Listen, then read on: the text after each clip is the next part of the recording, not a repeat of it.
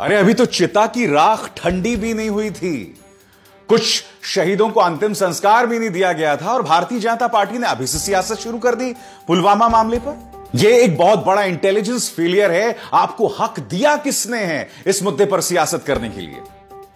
और एक चीज की तरफ जो किसी का ध्यान नहीं गया दोस्तों, कि जिस दिन पुलवामा में हमारे 44 जवानों की जान गई, उन्हें शहादत हासिल हुई, उसके अगले ही दिन झांसी में प्रधानमंत्री का एक फंक्शन था, एक समारोह था, जिसमें उन्होंने जनता के सामने एक तरह से वोट मांग लिया कि आप एक बार फिर मुझे आशीर्वाद दीजिए।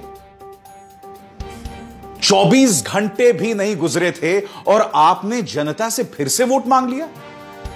आप खुद सुनिए प्रधानमंत्री क्या कह रहे हैं और अब आप फैसला कीजिए कि वो वोट मांग रहे हैं या क्या कर रहे हैं। सुनिए।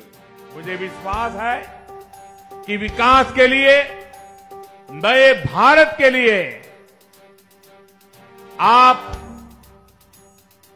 आने वाले दिनों में भी मुझे और मजबूती से आशीर्वाद देंगे।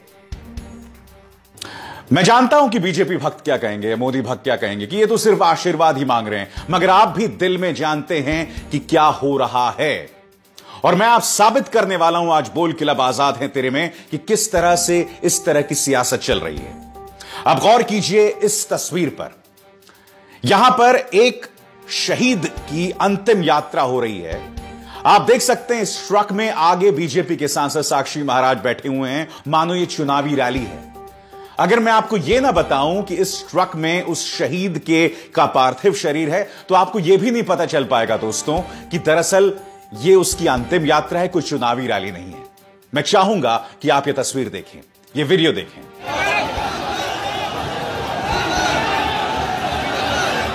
दोस्तों दुख की बात यह है कि भारतीय जनता पार्टी ने अभी से इस मुद्दे पर सियासत करनी शुरू कर दी है। हर जगह बाकायदा व्हाट्सएप मैसेजेस भेजे जा रहे हैं, भारतीय जनता पार्टी के लिए समर्थन मांगा जा रहा है पुलवामा के लिए। बताइए, जो एक इंटेलिजेंस फेलियर है, जिसके लिए बीजेपी को कटघरे में रखना चाहिए था, उसके लिए अभी से वोट मांग रहे हैं। आप इन दो तस्वीरों पर गौर कीजिए। एक तस्वीर है सूरत की, जहां पर एक रैली निकाली गई। इन तमाम युवकों की छातियों पर नमो ओनली के पोस्टर्स लगे हुए हैं। सूरत की रैली है, यहां पर वोट मांगा जा रहा है, आप देख सकते हैं। क्योंकि आप ये कह सकते हैं कि इसमें जो संदेश दिया गया है उसमें हमारे शहीदों को याद किया गया है, मगर नमो ओनली के टी शर्ट्स। अब ये दूसरी तस्वीर देखिए दोस्तों, ये मैसेज जो है व्हाट्सएप कराया जा रहा है। ये कहा जा रहा है कि किस तरह से भारतीय जनता पार्टी चूंकि सर्जिकल स्ट्राइक करेगी, इसलिए मेरा वोट बीजेपी को जाता है। आज यह सवाल पूछने की जरूरत है कि आखिर क्यों भारतीय जनता पार्टी हमारे शहीदों का इस तरह से अपमान कर रही है। आज भारतीय जनता पार्टी के इन कृत्यों पर, इन हरकतों पर मीडिया सवाल क्यों नहीं कर रहा है।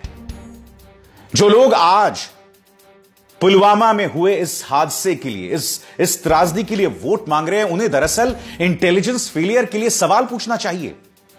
और मैं बहुत ही त्वरित अंदाज में, बहुत ही संक्षिप्त में यह साबित कर दूंगा कि कितना बड़ा इंटेलिजेंस फेलियर था। दोस्तों सबसे पहले आपको गौर करना पड़ेगा इस पूरे टाइमलाइन पर।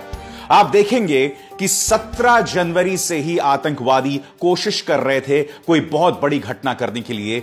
वो बाकायदा एक ड्राई रन कर रहे थे, यानी कि प्रैक्टिस कर रहे थे इस बड़े हादसे के लिए। 17 जनवरी, इस तारीख पर गौर कीजिए। इस तारीख को श्रीनगर के सेंट्रल राजबाग एरिया में ग्रेनेड फेंका जाता है, एक ऐसी जगह पर जहां घर हैं, ऑफिसेज हैं और मीडिया संस्थाएं हैं। कई लोग यहां पर घायल हो जाते हैं दोस्तों। 48 घंटे बाद 2 और ग्रेनेड हमले होते हैं, यानी कि 18 जनवरी को, और इसमें ग्रेनेड हमले होते हैं श्रीनगर और शोपियां में। इन दोनों घटनाओं के पीछे जैश ए मोहम्मद। इसके बाद 10 फरवरी यानी से 5 दिन पहले एक ग्रेनेड हमला होता है सीआरपीएफ कॉन्टिंजेंट पर, और इसमें 11 लोग जख्मी होते हैं श्रीनगर के लाल चौक में। आप मुझे बताइए दोस्तों, बाकायदा एक रेकी की जा रही थी, कोशिश की जा रही थी कि किसी तरह से किसी बड़ी घटना को अंजाम दिया जाए। और इसके अलावा अब गौर कीजिए आप इस लेटर पर।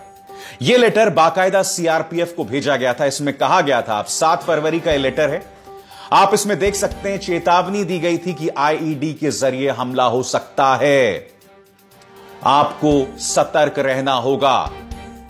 आइए इस लेटर को आपके पूरे स्क्रीन पर मैं दिखाता हूं, ध्यान से देखिए। इस लेटर में बाकायदा चेतावनी दी गई है। अब हम रुक करते हैं 7 फरवरी का एक बार दोस्तों। उस वक्त पार्लियामेंट के अंदर देश के सेना प्रमुख आए थे और जनरल बिपिन रावत से यह सवाल किया पत्रकारों ने कि इंटेलिजेंस रिपोर्ट्स आ रही हैं, कहीं ऐसा तो नहीं कोई बड़ा आतंकवादी हमला हो सकता है। तो जानते हैं सेना प्रमुख ने क्या कहा कि हम हर तरह के हमले के लिए तैयार हैं। सुनिए। चुनाव से पहले क्या इस तरीके से वो बड़ी कोशिश कर रहा है, इंटेलिजेंस इनपुट इस तरीके के हैं? यानी कि एक तरह से कहा जा सकता है कि बाकायदा इंटेलिजेंस रिपोर्ट्स मिल रही थी, बावजूद इसके यह हमला हुआ।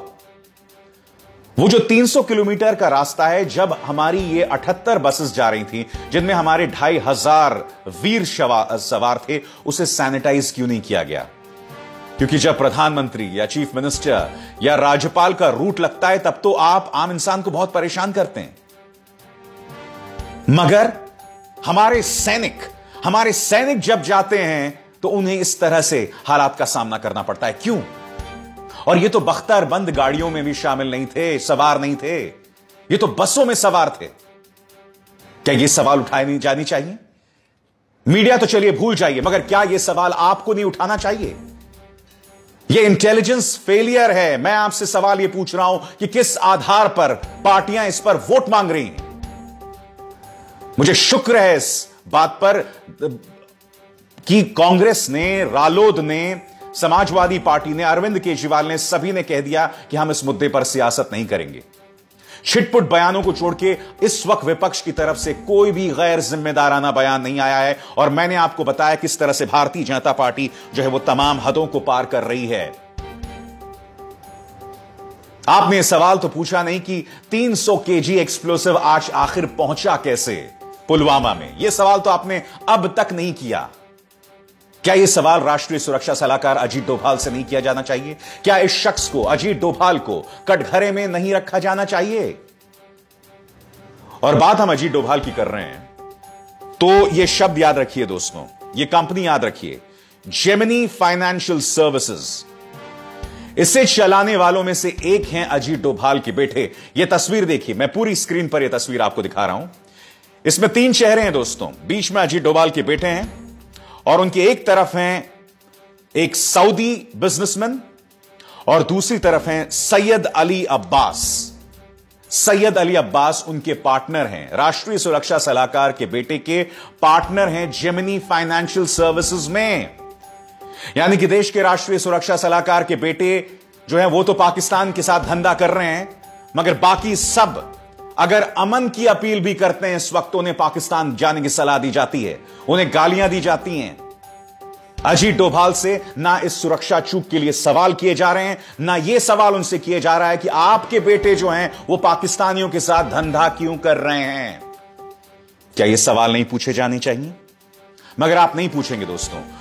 दुख की बात यह है दोस्तों कि भारतीय जनता पार्टी का अहंकार इस लेवल पर चला गया है कि जिस दोपहर को यह हमला हुआ था 3:37 पर, उसके बाद किसी भी बीजेपी के नेता ने अपनी चुनावी रैलियां बंद नहीं की। देखिए अमित शाह किस तरह से कर्नाटक में रैली को संबोधित कर रहे हैं और राम मंदिर की बात कर रहे हैं। मैं देश में जहां जाता हूं वहां पूछते श्री राम जन्मभूमि मंदिर का सवाल, मगर मैं स्पष्ट कर देना चाहता हूं कि भारतीय जनता पार्टी की नीति स्पष्ट है। अयोध्या में उसी स्थान पर जल्द से जल्द भव्य राम मंदिर का निर्माण है। देखा आपने? अब योगी आदित्यनाथ केरल में थे, वहां ये रैली संबोधित कर रहे हैं। देखिए तस्वीर। अब देखिए पीयूष गोयल, केंद्रीय मंत्री पीयूष गोयल, उन्होंने भी अपनी तमिलनाडु की ट्रिप को कैंसिल नहीं किया। क्यों?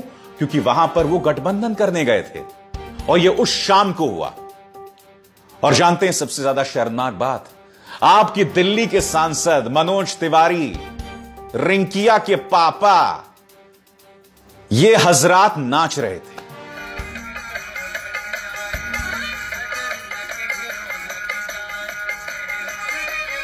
इन्हें 36 तोपों की सलामी दूं मैं, या आप नहीं देंगे इन्हें 36 तोपों की सलामी?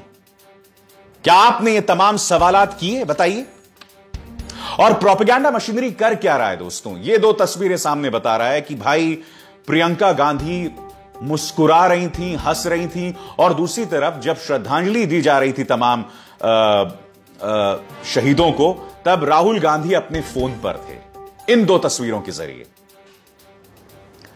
और पहली तस्वीर प्रियंका गांधी को लेकर तो तस्वीर झूठी निकली, मगर यह तस्वीर जिसमें प्रधानमंत्री मुस्कुरा रहे हैं, हाथ हिलाते हुए मुस्कुरा रहे हैं, क्या उसे तौहीन माना जाए? मैं नहीं मानता हूं तौहीन, क्योंकि देखिए हम नहीं जानते वो किस बात पे मुस्कुरा रहे हैं, क्यों हाथ हिला रहे हैं। देश के प्रधानमंत्री हैं। दोस्तों आज मैं एक बात स्पष्ट करने जाता हूं। मैं मानता हूं आप सोच रहे होंगे कि मैं बीजेपी की आलोचना क्यों कर रहा हूं।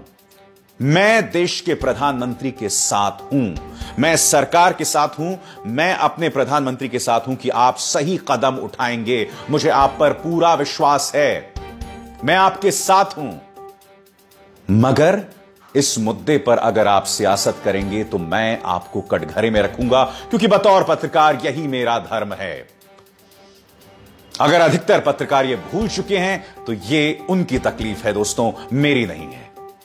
मैं ये सवाल उठाऊंगा, उठाता रहूंगा। अगर आप यानी आम जनता को अपनी आंखें मूंदनी है तो मूंद लीजिए साहब, मूंद लीजिए, क्योंकि हमारे राजनेताओं ने आपको साबित किया है कि पहले हिंदुत्व, उसके बाद देश भक्ति का धतूरा आपको चटा चढ़ा के आपको सल्फेट बनाया जाता है, आपको मूर्ख बनाया जाता है, और इसी सियासत में आप बार बार उलझते रहते हैं। ये त्रासदी इस देश की। और इसीलिए इस कार्यक्रम का नाम है बोल।